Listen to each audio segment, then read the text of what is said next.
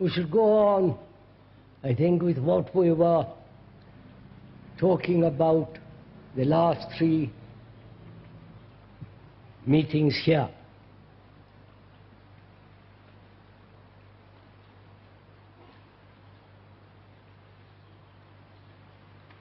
Each trade, each skill has its own discipline. If you are a carpenter, it has a particular discipline. Scientist, architect, and so on. Each function has its own discipline.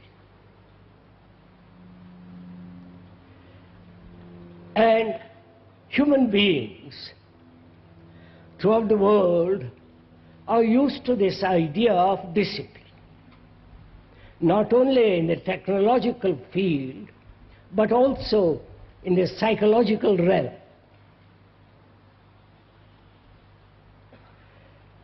And we are, through education, through our culture, through every form, in every form of relationship, there is, as we have accepted, a certain discipline. I would like, if I may, go into this question rather deeply. Why human beings need discipline at all? Please carefully listen. Don't jump to any conclusion and say there must be no discipline. We must live in permissive society as we are now, and any form of restraint, any form of holding is inhuman, and therefore the other extreme. As we were saying the other day,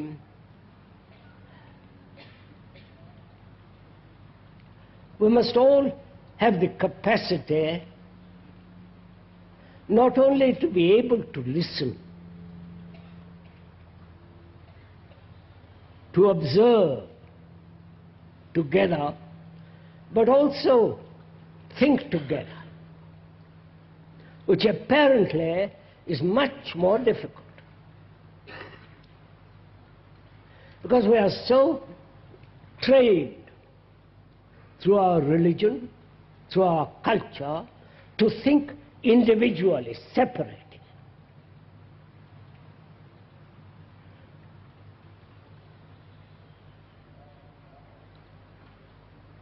And so there is always diversity of opinion, judgment, evaluation. Your belief opposed to another belief, ideals opposed to another ideals, and so on. These differences, contradictory, opposing, keep the individual separate. And when there is separation, there must be conflict, which is so obvious. National conflicts, racial conflicts, class conflicts, ideological conflicts, and so on, so on. Now we are asking, we are thinking together, if that is possible. I think it is possible when you put aside your own particular opinion, your own particular evaluation, experience, conclusions, and feel the necessity of thinking together. Right? Please do this as we are talking. Not when you go home or later on, but now, as we are sitting together, let's find out if it is possible that we can communicate with each other so that there are no barriers.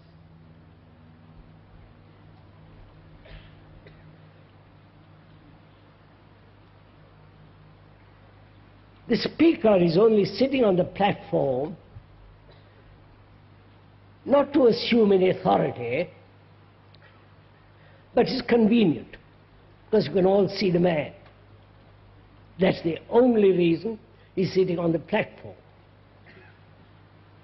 And is it possible to think together about this whole question of discipline, effort, and whether it is possible at all in life to live without a single effort?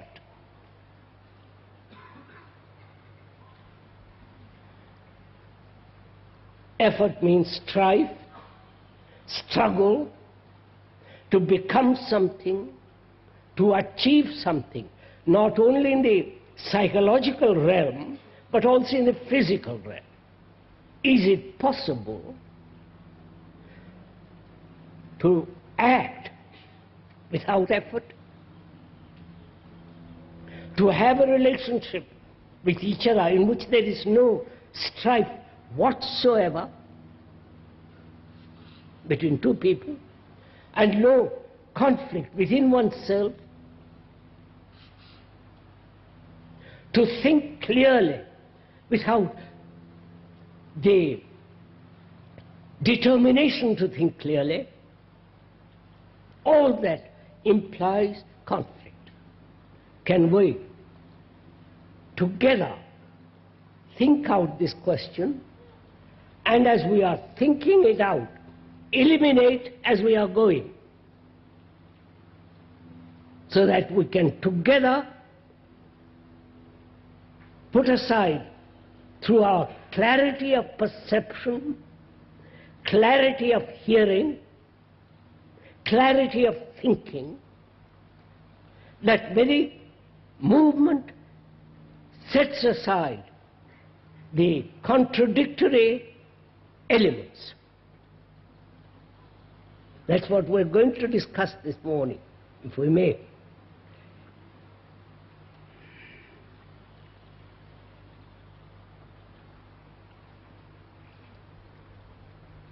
Like the soldiers throughout the world are highly disciplined people.